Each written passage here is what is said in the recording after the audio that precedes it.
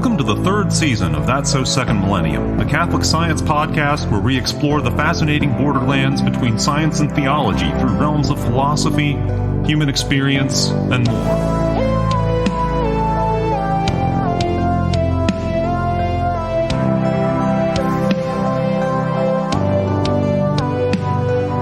Welcome back to That's So Second Millennium, episode 129. This week we're delighted to bring you Professor Anjan Thakor at Washington University in St. Louis. He is a co-author of the 2019 book, The Economics of Higher Purpose, that discusses what I would express as the calling that it seems even secular businesses have to a higher purpose beyond the conventional economics of profit and shareholder value maximization. It's a fascinating read. It actually, a lot more than I expected, deals with individual motivations and individual purpose as a bridge to discussing how organizations also have purpose. And I also found the book to be an antidote to the sort of dystopian trends that are described in The Meritocracy Trap, another 2019 book that I've read recently by Yale law professor Daniel Markovits.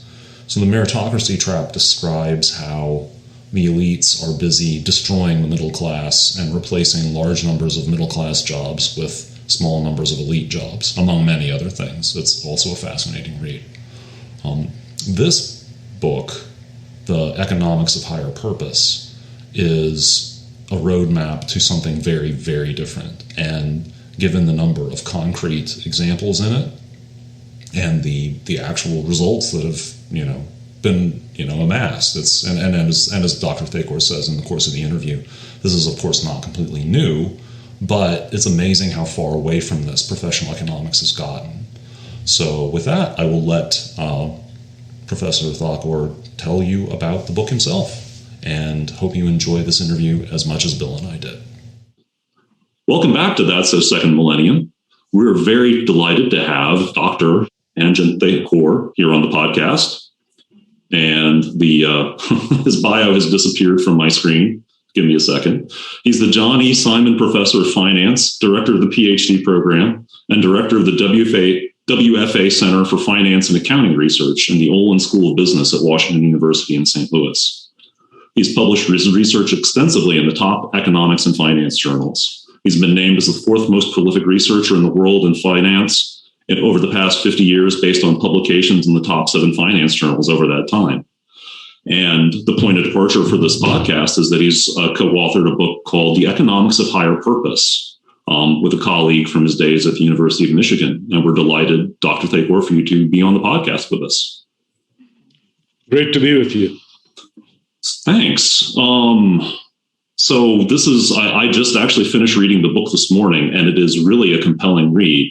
And a more compelling read at an individual level than I guess I was really prepared for. Would you be able to sort of describe for the reader or for our listeners sort of the genesis and progress of the research that led you to this book?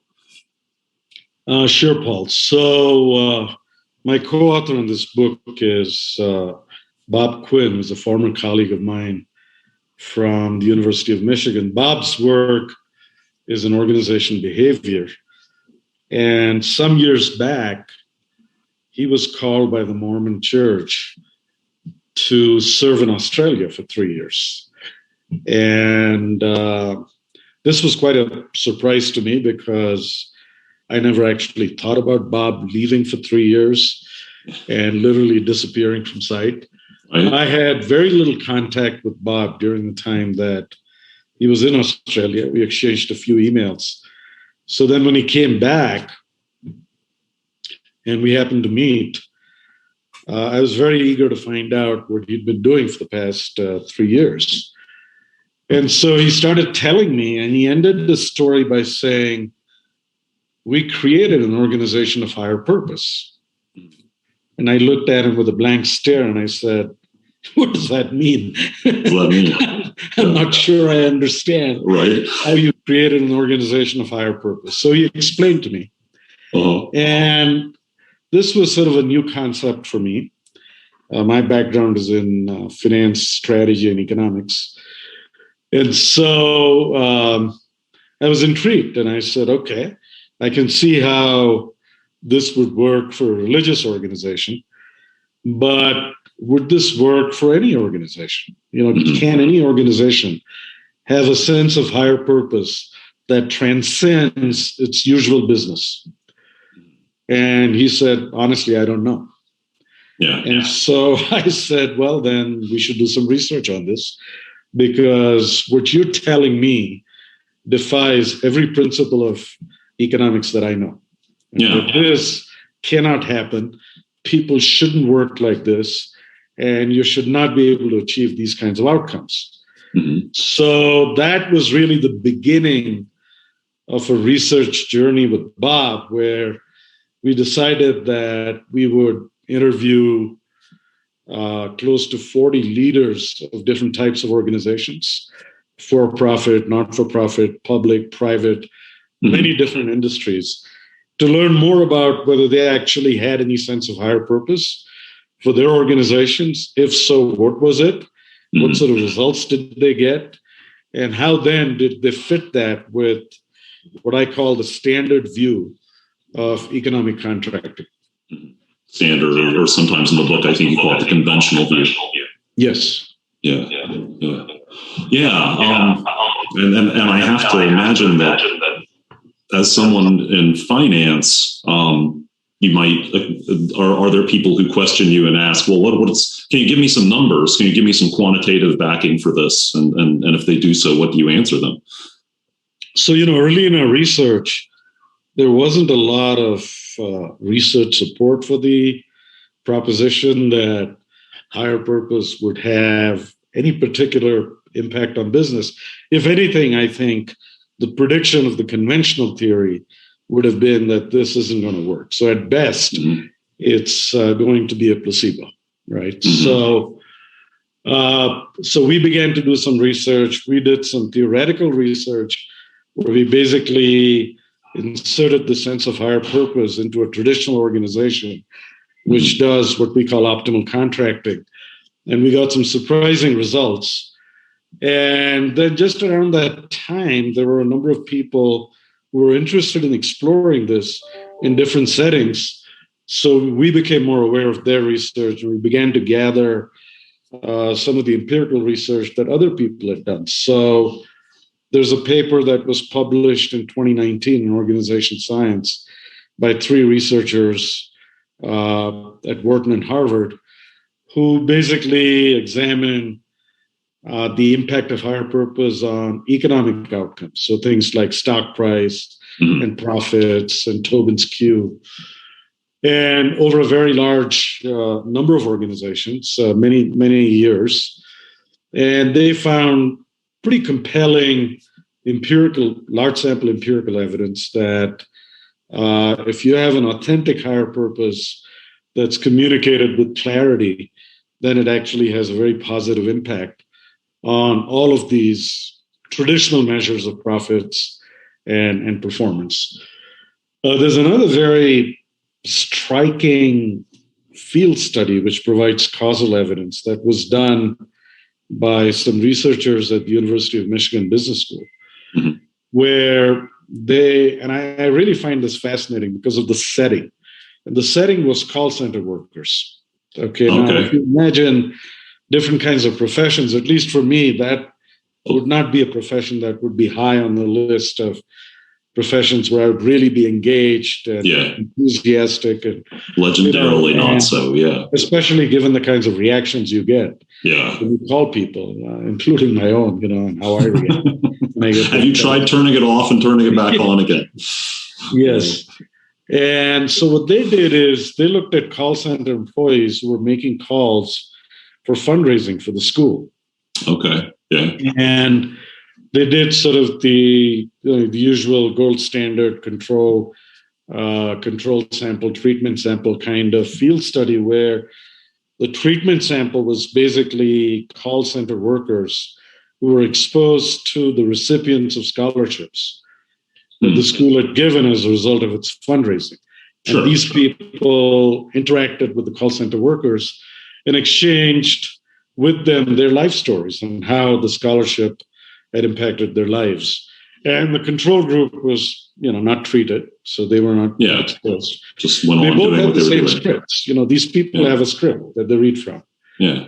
And then they tracked their performance over the next few months. By the way, prior to this treatment, performance was virtually identical across the two groups. Sure.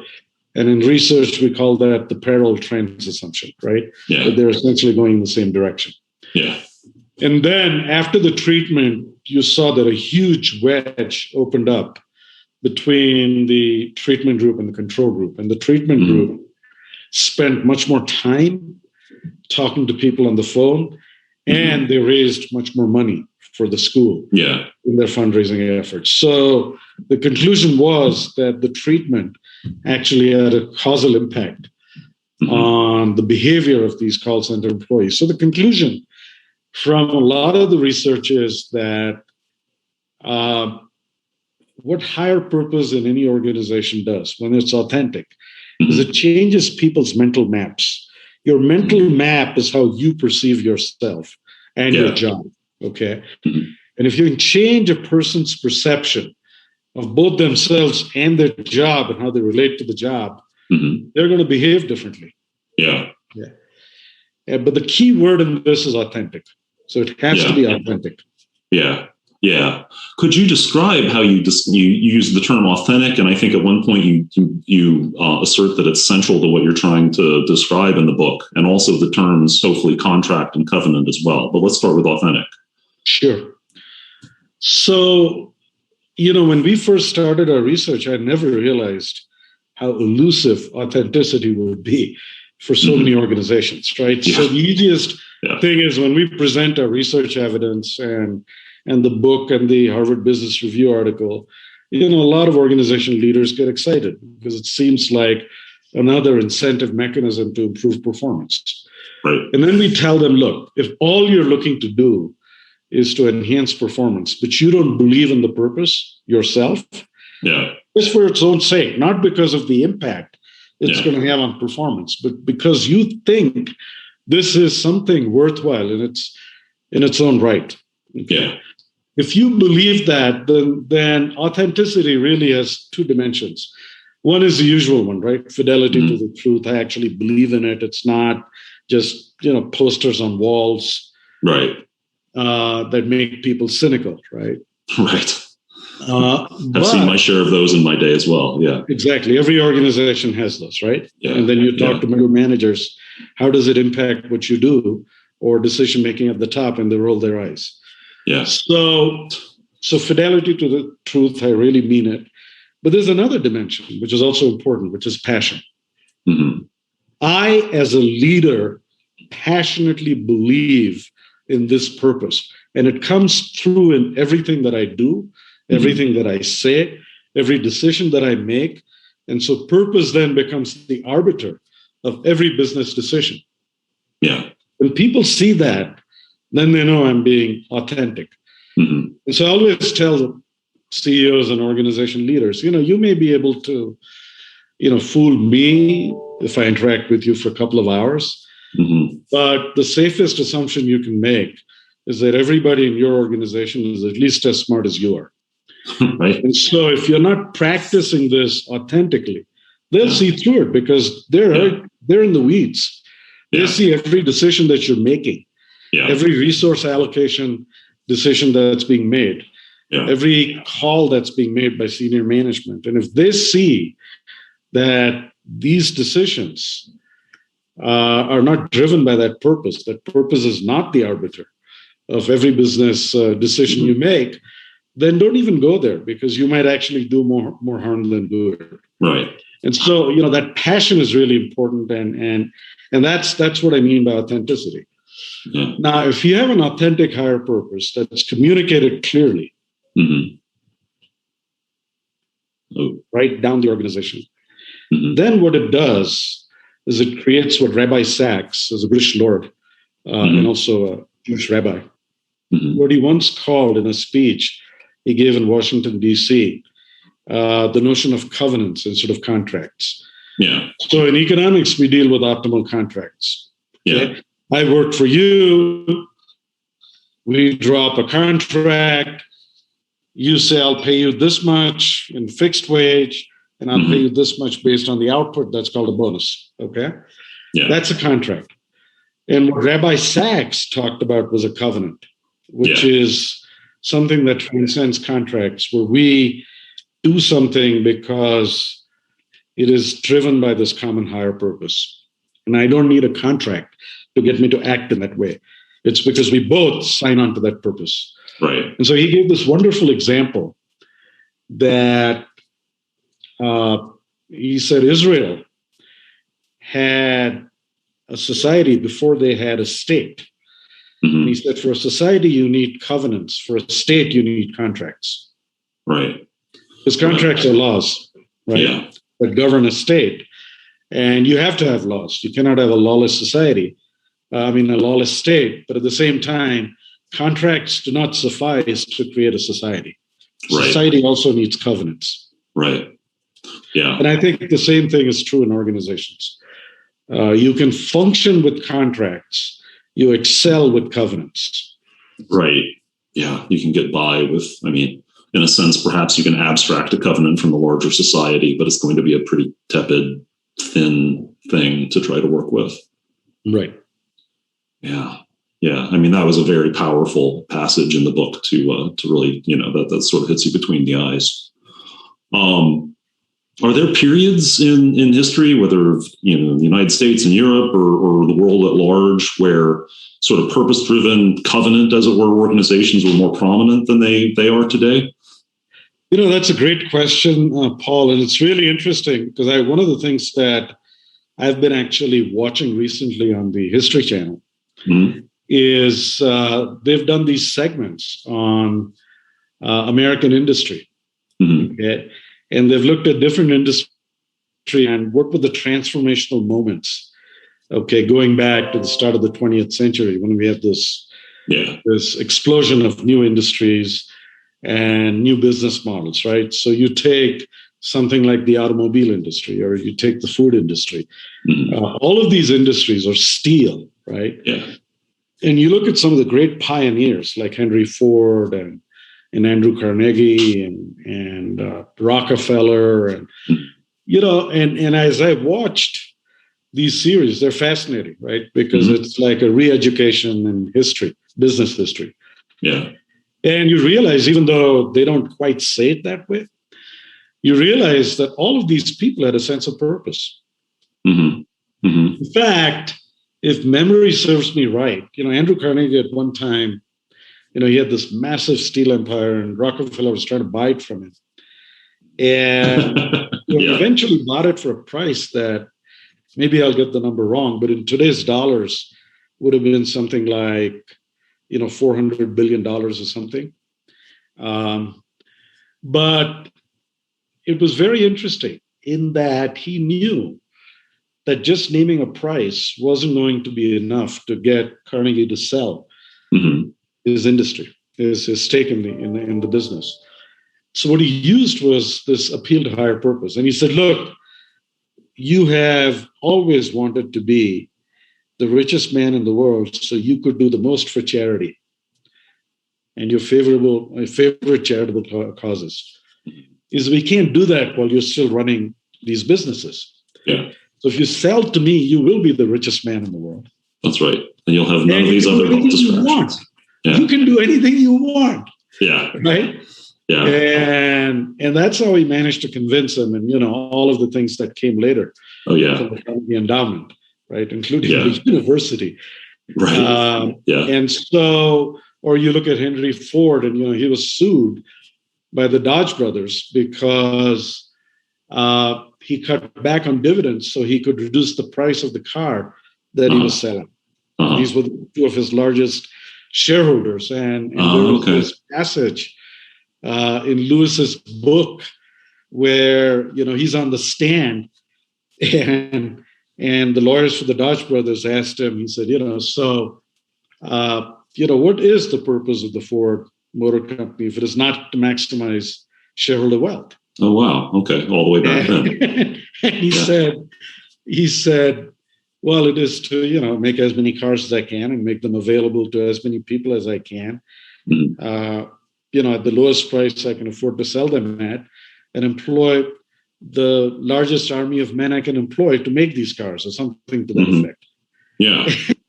And the lawyer was completely dumbfounded because that is not the stated purpose of a corporation.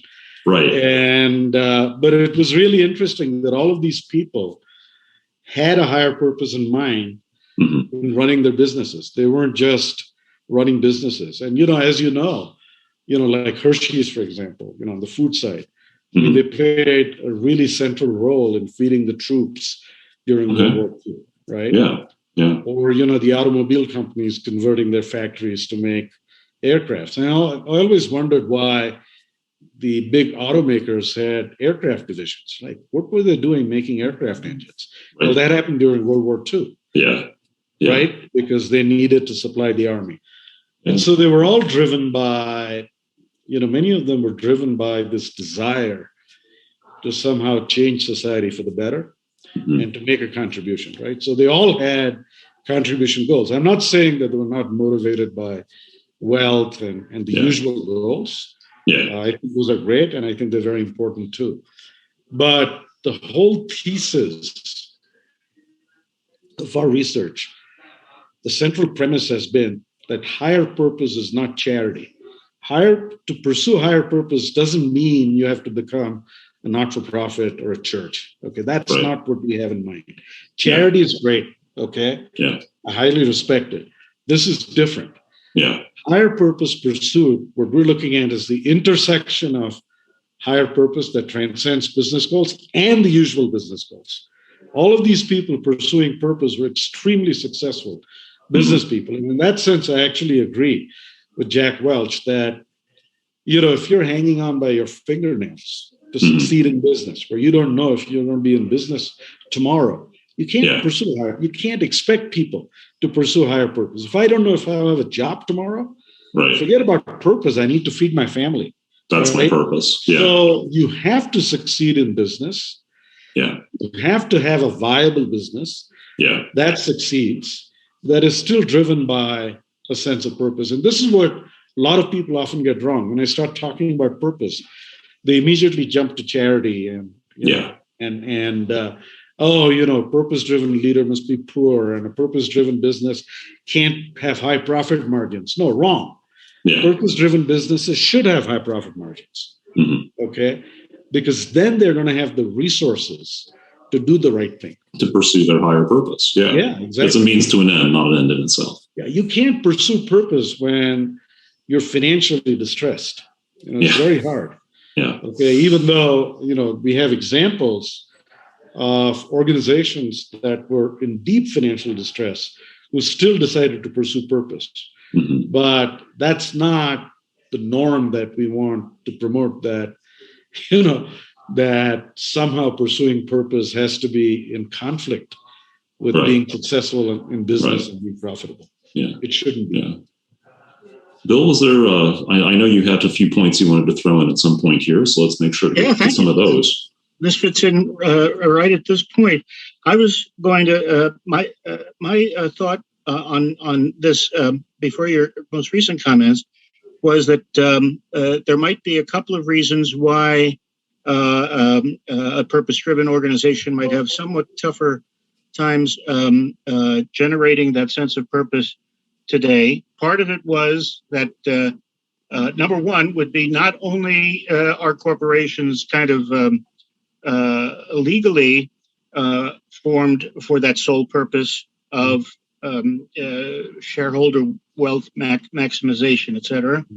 But nowadays, it seems as though we're in for a time of, for many, many corporations, just a tougher, competitive, globally volatile, and kind of hard to plan for marketplace arena. And so that the quagmire at the bottom that prevents people from envisioning even higher purposes kind of sticks people at that level of let's just survive.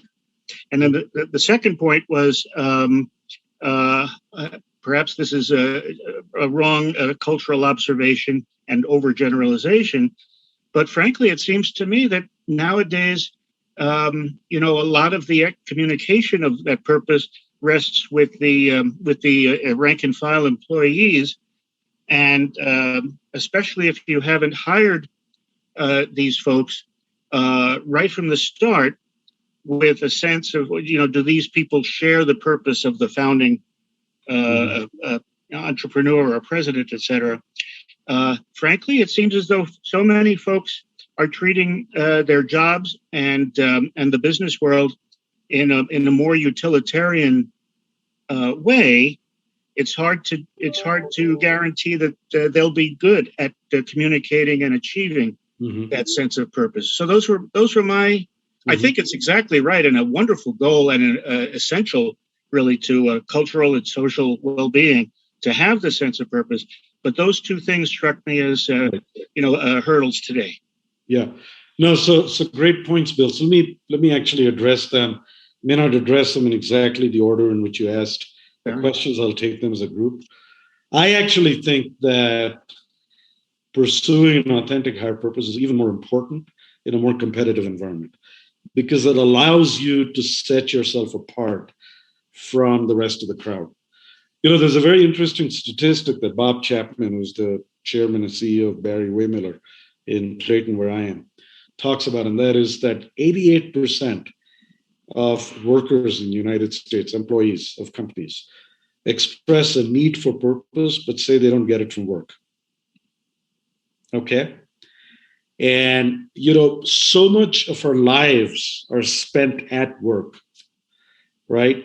That the most natural place to get a sense of purpose is at work. And in fact, I did a survey last year in the summer during the pandemic with a colleague of mine from WashU. And we did a survey of about 1,100 people, all of whom were working. Okay, median income is about $50,000 or $60,000.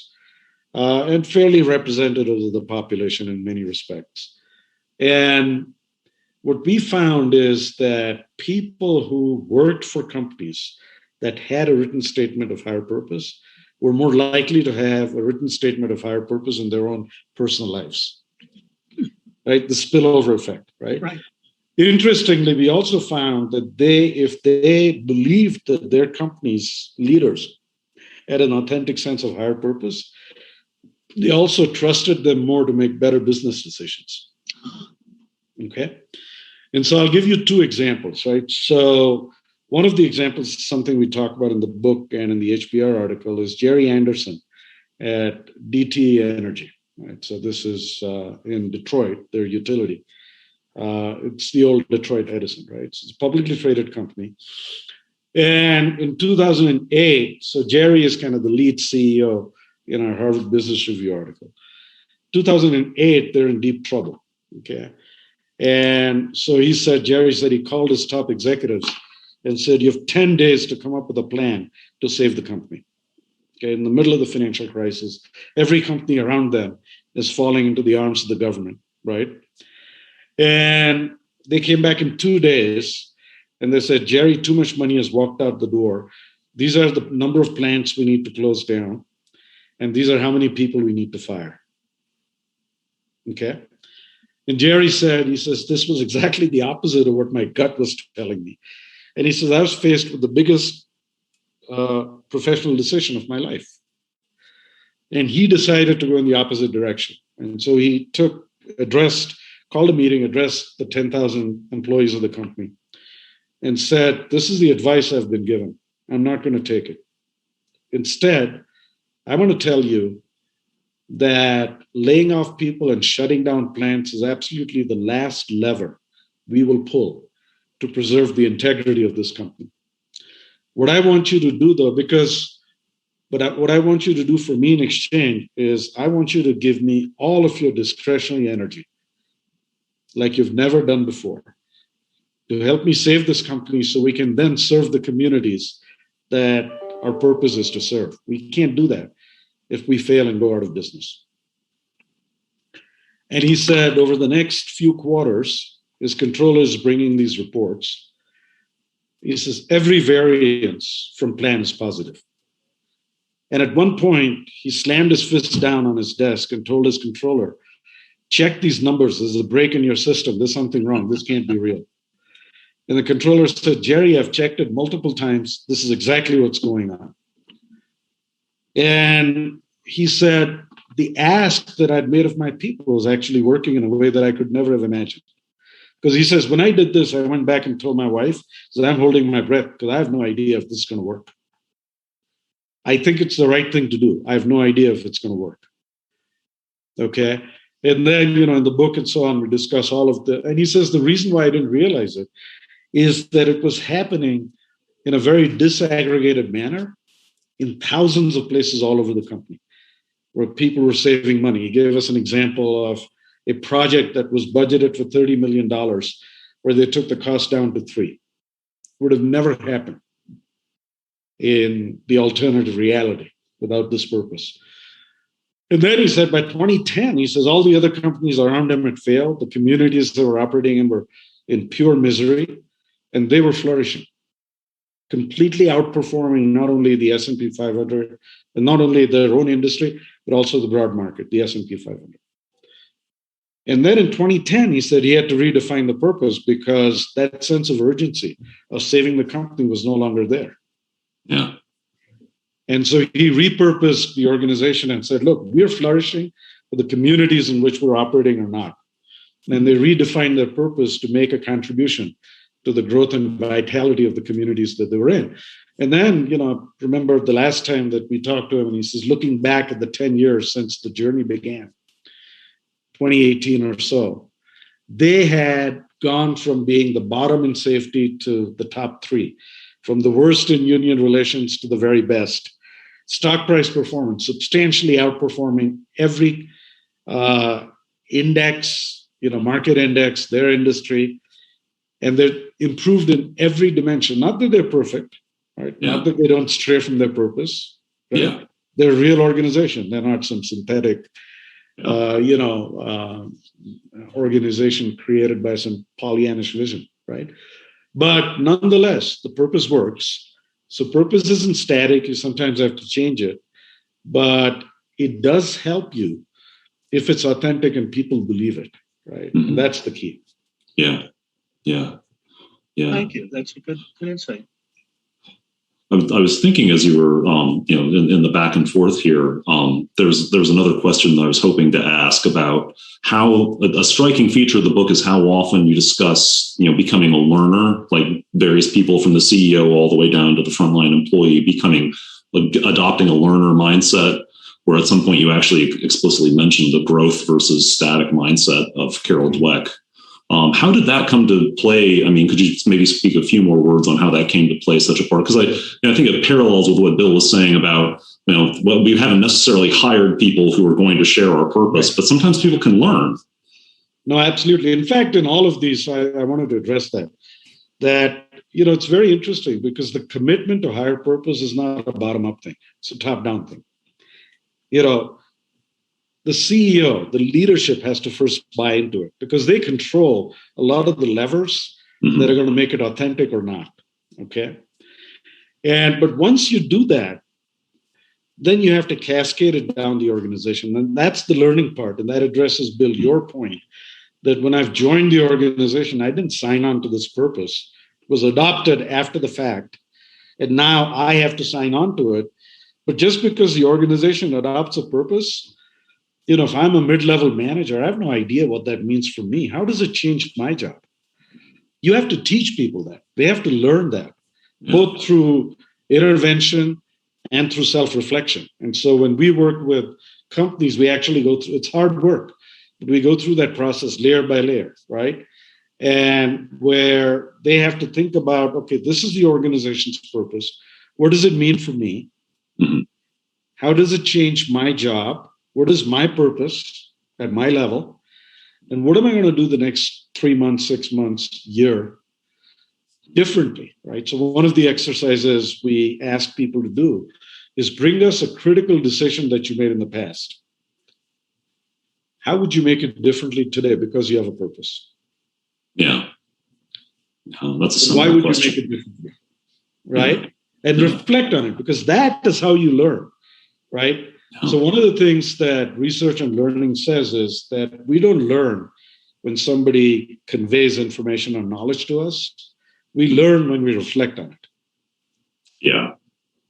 Right? So, and that's the active part of the learning.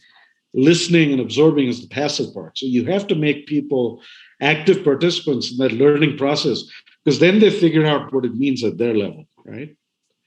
And what does it mean for my job? How am I going to do it differently? Yeah. I say the same thing to friends of mine who, when I've talked to them about this, and I say, do you have a personal statement of purpose? Right? I mean, I have a statement of purpose for my personal life. I have a statement of purpose for my professional life. And I said, do you have one? Right? And I said, I'll work on it, when I have the time. Right. and time is always a big challenge, right? So, and then eventually, if I bug them enough, I said, did you do it? Oh, no, I'll get to it. And then I'll get something saying, oh, yeah, I finally did it. What do you think? And I said, it doesn't matter what I think. Mm-hmm. I said, the vision that comes to my mind is Stacy Tank, who used to work at Heineken. And she said, my personal, not my professional statement, my personal statement of purpose was, I want to set your hair on fire in every interaction that I have. Okay. That's my personal statement of purpose, right? Okay. All right. Now, I said, I take that to mean, I said, does your personal statement of purpose set your own hair on fire? Because if it doesn't matter what I say, right? Right. And what that means is it's got to get you all fired up, right? It's got to make you feel like your own life is so exciting and valuable, and every day is something you look forward to, living that purpose. And then, if you can bring the same sort of passion to your professional statement of purpose, you can now imagine how much more effective you're going to be on the job. And then if you can multiply that by 10,000 employees, you can begin to see the kinds of things that Jerry Anderson saw at DTE Energy that he never imagined he would see. Yeah. Getting a $30 million project done for $3 million, that sets somebody's hair on fire right there. Exactly. So, gosh. Wow. I mean, that's a fascinating, like the whole, that whole drama of bringing it down, bringing purpose down to the middle manager, to the frontline employee, and letting everybody see their own. This is a Catholic podcast. And so from the point of view of Catholic social teaching and Catholic outlook on things, there's the notion of subsidiarity, that there's a right level of responsibility for different, right level of responsibility, right level of decision-making, and that it really is a usurpation for people above to, engage in too much attempting to control and direct. It's contrary to human flourishing. And this book is just crammed with examples of that playing out, honestly, and people turning from that conventional mindset of control to that mindset of responsibility and growth. So that's been beautiful. What is this? Does this continue to be an active area of research for you and for Bob, for that matter? Yeah, absolutely. So we are, Bob and I still have our paper. My colleague Stuart Bunderson and I wrote a paper on, we took our survey results and then we said, what does this imply for higher purpose in banking? And what are the implications for things like financial stability? So that paper is actually coming out sometime soon in the Journal of Banking and Finance. There's a special issue that we're publishing that paper in. So we're continuing to work with organizations and do research in this and learn more. And we're in the very early planning stages. We did a conference back in 2019. It was end October, early November on higher purpose. I don't know if I mentioned this to you, Paul, but we brought 75 CEOs of organizations. It was by invitation only, and it was a one-day conference on the WashU campus. And we had a panel of speakers during the day, academic researchers, consultants, CEOs like Jerry Anderson who had undertaken the journey, themselves sharing their insights, and then Q&A with the audience and so on. Very powerful conference. And so we want to do that again. Mm-hmm. We'll do it in, next year when the university has lifted all of its restrictions on 22, and we're hopefully really on our way back to whatever the new normal will be. Right. So, we're probably going to do it sometime in March.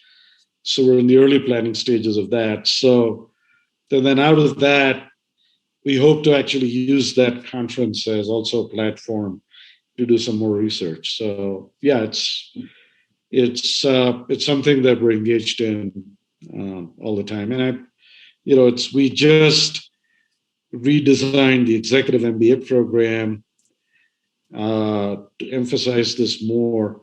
So next month, actually, I'm right now in Colorado, but next month I'll go back to St. Louis because we have Stuart Bunderston and I are doing like a 1.5 day session where early in the program, almost like the orientation part, we'll be talking about personal and organizational higher purpose.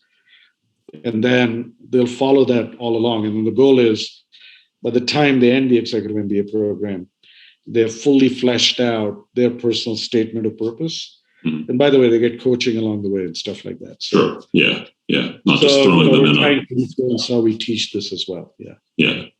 Yeah. Yeah. That's beautiful. So continuing to work with the business community and get the ideas further out there. Yeah. Bill, is there anything else you wanted to put in?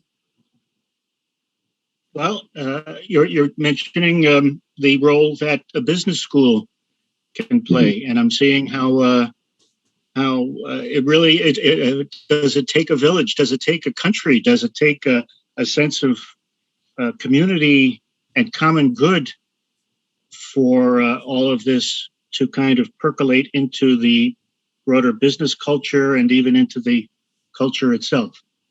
Yeah, I think, I must say, but I mean, there are a couple of caveats that I also have. So I think, I see schools like HBS and, our school and Michigan and others where there are people, individual faculty who have a passion for working on this. And I think as a result of that, it's going to permeate business education more broadly. Mm-hmm. And it's already part of the business community consciousness. So I think those are all positive steps. I think the one thing that and this is more personal than anything else, that I really desperately want to avoid is having any political undertones. So I want to keep this apolitical because I find politics personally distasteful and I find them divisive.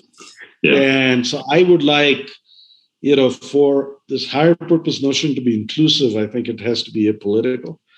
And I think the more inclusive it is, the better off we are. Mm-hmm. And so, I want to keep it apolitical. And I think that is not easy to do because I think the business community, is getting pressured from a lot of different directions. Yeah. And so, they sometimes pay lip service to certain causes that might, can have two adverse consequences. One is it's kind of an escape from pursuing authentic higher purpose. Right. Because I paid lip service to your favorite social causes, and that lets me off the hook. I've checked that box, right? Right. Or that somehow the notion of purpose begins to get commingled with politically charged issues.